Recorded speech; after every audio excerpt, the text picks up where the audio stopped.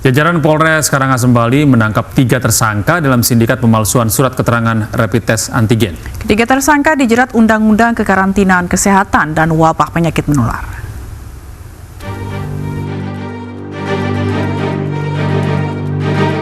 Aparat kepolisian dari Polres Karangasem Bali menangkap 3 pelaku pemalsuan surat rapid test antigen. Ketiga pelaku ini berinisial B 49 tahun, SH 34 tahun, dan NW 30 tahun yang berperan sebagai pembuat dan penjual surat rapid test antigen palsu. Dari tersangka NW, polisi menyita barang bukti berupa 1 buah alat scan dan printer, komputer, telepon genggam, serta surat rapid test antigen palsu. Penangkapan ketiga tersangka ini berawal dari penemuan surat keterangan hasil rapid test antigen saat akan menyeberang ke pelabuhan Padang Bay. Pembuat NW mengaku telah menjual surat rapid antigen palsu berkali-kali. Ia menjual dalam kisaran 30 hingga 50 ribu rupiah.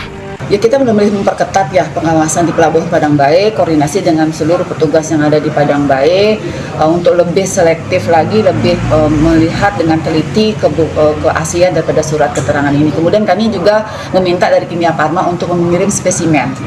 Jadi petugas di lapangan harus mendapatkan spesimen dari Kimia Farma. Kemudian kita juga minta surat kepada Kimia Farma, selain Kimia Farma siapakah yang punya wewenang untuk bisa mengeluarkan rapid antigen ini, sehingga nanti di lapangan setidaknya dari awal kita sudah tahu ya. Ketiga tersangka dijerat Undang-Undang Nomor 6 Tahun 2018 tentang karantina kesehatan dan Undang-Undang Nomor 4 Tahun 1984 tentang wabah penyakit menular. Dari Karangasem Bali, Yuda Arista, iNews melaporkan. Nah, ini belakangan ini tuh banyak sekali viral, apalagi di masa pandemi corona ini, kayak selebgram, artis itu yang mengadakan pesta, direkam, mengundang banyak orang tanpa mematuhi protokol kesehatan. Iya, betul. Ini seperti ini belasan selebgram asal Kota Makassar yang melanggar protokol kesehatan COVID-19 penuhi panggilan Satuan Polisi Pamong Praja Kabupaten Goa, Sulawesi Selatan. Nah, para selebgram ini diberikan sanksi administrasi dengan membayar denda Rp100.000 sesuai dengan Perda Wajib Masker.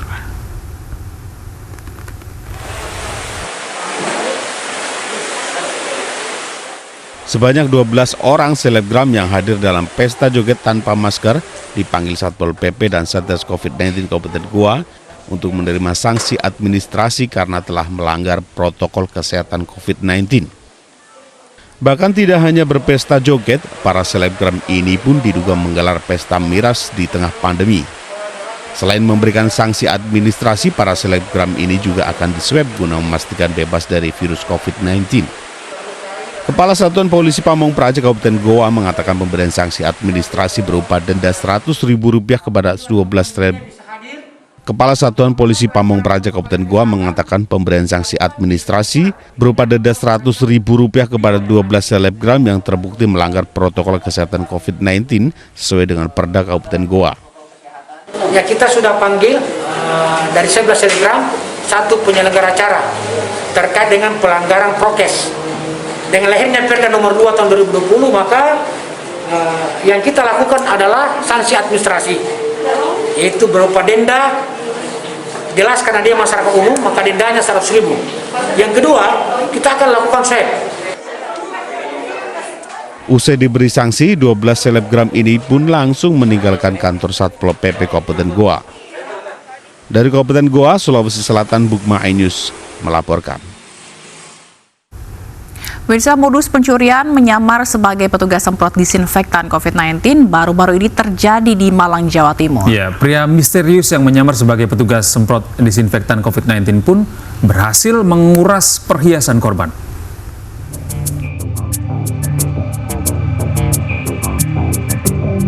Inilah postingan viral yang di-share salah seorang warga Ranugrati Gang 2 Sawo Jajar Kedung Kandang, Kota Malang, Jawa Timur. Modus baru pencurian mengaku sebagai petugas penyemprot disinfektan dari rumah sakit, menyemprot disinfektan ke rumah pasien yang meninggal karena COVID.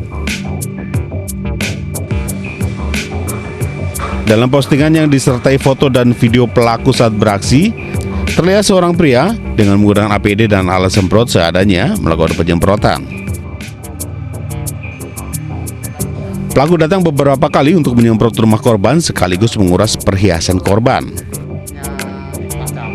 Menurut Ketua RW, sebetulnya sudah terlihat beberapa kejanggalan pada petugas penyemprotan palsu ini.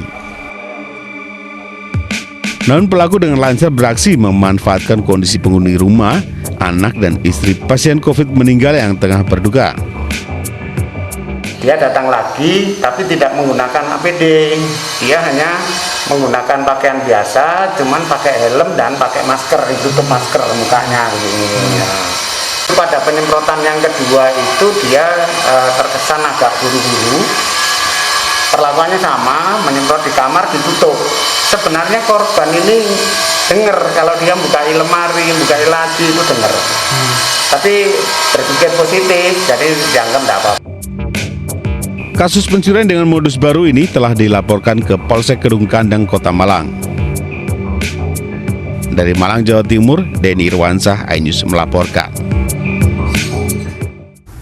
Ya, kalau seperti ini bukan kali pertama terjadi. Zila, beberapa waktu lalu juga ada yang kehilangan perhiasan emasnya ketika dia akan diperiksa oleh petugas yang mengaku juga dari petugas COVID-19 begitu. Seharusnya ini harus waspada warga sekitar untuk saling mengingatkan. RT RW sekitar juga harus memberikan kalau ada petugas yang asli, gitu ya sebelumnya. Atau paling tidak ada petugas dari RT RW yang mendampingi ketika ada orang yang melakukan penyemprotan. Gitu. Dan pemirsa, kita beralih ke informasi lain. Ratusan warga mengantri untuk mendapatkan bantuan sosial tunai dari pemerintah. Dan pembagian BLT tersebut menimbulkan kerumunan. Sejumlah warga di Kampung Jati Kramat, Jati Asih Bekasi berdesakan dan diantaranya tidak menggunakan masker untuk bisa mendapat antrian lebih awal. Padahal menurut Ketua RW setempat, pihaknya ini telah meminta masyarakat untuk menerapkan protokol kesehatan dan membagi lokasi antrian untuk mencegah penularan COVID-19. Sebelumnya, pemerintah telah menetapkan bantuan sosial tunai dengan cara door-to-door agar tidak menimbulkan kerumunan. Ya justru itu, maka kita di sini sangat kita tekankan prokes kesehatan COVID-19-nya. Gitu. Antrian ini pun kita bagi menjadi 3 tahapan, Pak. Seperti apa, Pak? Ya kita di depan ini untuk pengambilan di sini kita masukkan 10, di ring kedua kita masukkan 10, di ring ketiga 10. Nah, tetap kita menjaga jarak semua dan menggunakan masker.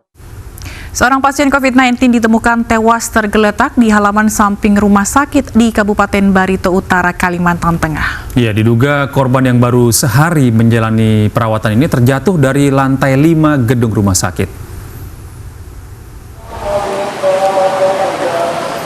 Dengan mengenakan pakaian APD lengkap, sejumlah tenaga kesehatan di RSUD Kota Muara Teweh, Barito Utara, Kalimantan Tengah mengevakuasi jenazah pasien yang diduga jatuh dari lantai 5 gedung rumah sakit. Jenazah lantas dibawa ke kamar jenazah untuk menjalani visum. Belum diketahui apakah pasien melompat atau terjatuh dari lantai 5 rumah sakit. Polisi tengah memeriksa sejumlah saksi untuk mendalami kasus ini. Di saksi yang sempat melihat di lantai bawahnya tadi ada sesuatu terjatuh dan ada kayak suara yang cukup kencang ya. Dan setelah dicek ya itulah korban daripada saudara MF ini gitu. Nah, kemudian untuk sementara ini kita akan mendalami, kita akan periksa saksi-saksi baik yang melihat ataupun yang juga kesehariannya yang dari malam tadi sudah ada kontak ataupun komunikasi dengan korban. Pria yang tewas tersebut diketahui baru 1 hari menjalani perawatan di rumah sakit karena positif COVID-19. Dari Puruk Cahu, Pak ya? Betul, pasien rujuk dari Puruk Cahu. Baru kita rawat di lantai 5. Itu udah berapa hari atau berapa minggu? Baru saja. Sambil menunggu proses penyidikan, jenazah lantas dimakamkan dengan protokol COVID-19. Dari Barito Utara, Kalimantan Tengah, Fatur Rahman, iNews melaporkan. SMP Negeri 1 Pontianak mendapatkan izin untuk menggelar tatap muka di masa pandemi corona. Tatap muka dijalankan dengan menerapkan protokol kesehatan.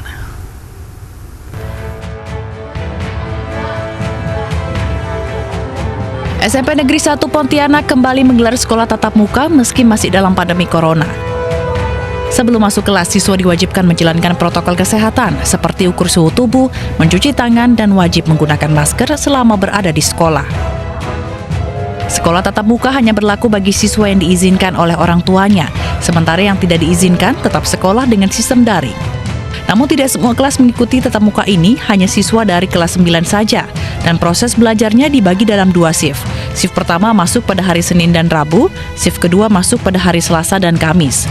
Dalam satu kelas, siswa yang mengikuti pelajaran tak lebih dari 16 orang, dengan proses belajar mengajar selama 3 jam, yakni dari pukul 7 hingga 10 pagi. Untuk pelaksanaan tatap muka hari ini ya, kita membagi siswa yang setelah diizinkan oleh orang tuanya, kita data sesuai kelasnya ya.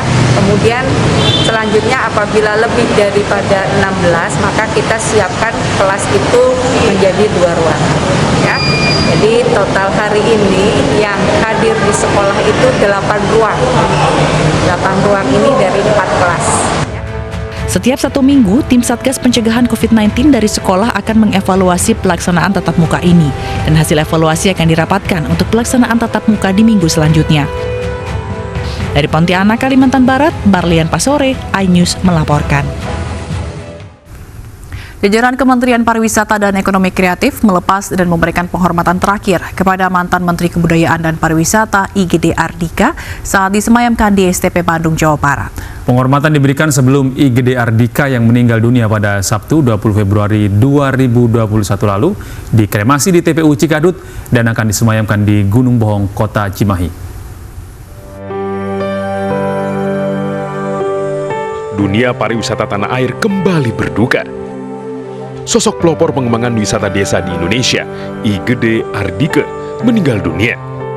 Kepergian mantan Menteri Kebudayaan dan Pariwisata di era Presiden Gus Dur dan Megawati ini dilepas langsung Menteri Pariwisata dan Ekonomi Kreatif Sandiaga Salahuddin Uno dan Wakil Menteri Angela Tanusudibio beserta jajaran Kemenparekraf. Penghormatan terakhir diberikan saat IGD Ardika disemayamkan di Sekolah Tinggi Pariwisata Bandung. Banyak jasa beliau, terutama yang berkaitan dengan pariwisata berbasis desa, wisata desa, dan juga kita lihat desa wisata yang sekarang menjadi program unggulan.